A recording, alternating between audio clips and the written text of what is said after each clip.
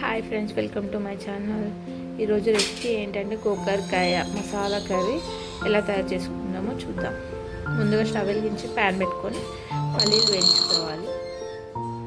పల్లీలు కొంచెం వేగినాక ధనియాలు వేసుకోవాలి. 2 టేబుల్ స్పూన్స్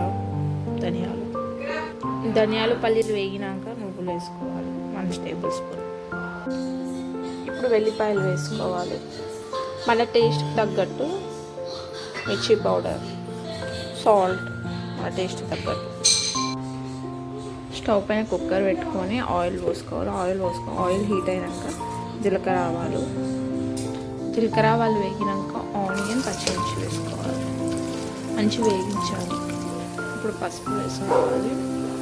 అల్లం వెల్లుల్లి పేస్ట్ వేసుకోవాలి. ఇప్పుడు ఒక టమాటో తురుముకొని వేసుకోవాలి. టమాటోని అయితే ఇలా మంచిగా ఉడికించుకోవాలి ఆయిల్లో. ఇప్పుడు గోకరకాయ వేసుకోవాలి.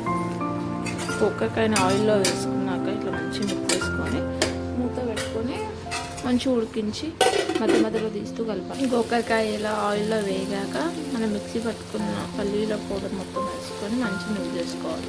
పౌడర్ అంతా వేసి మంచి మిక్స్ చేసుకున్న తర్వాత కర్రీకి సరిపడా వాటర్ పోసుకోవాలి.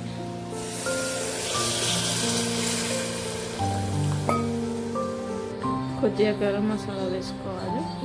వేసి విజిల్ పెట్టుకొని 2 విజిల్స్ వచ్చేంత వరకు ఉడికించుకుని ఆ తర్వాత గాలి మొత్తం పోయాక కొత్తిమీర వేసుకోవాలి.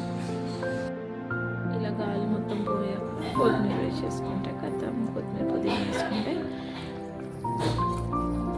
గోకరకాయ మసాలా కర్రీ అయితే రెడీ అయిపోయింది. Simple and tasty curry. చపాతీలోకి, అన్నంలోకి సూపర్ ఉంటుంది. ఒకసారి ట్రై చేసి కామెంట్ చేయండి.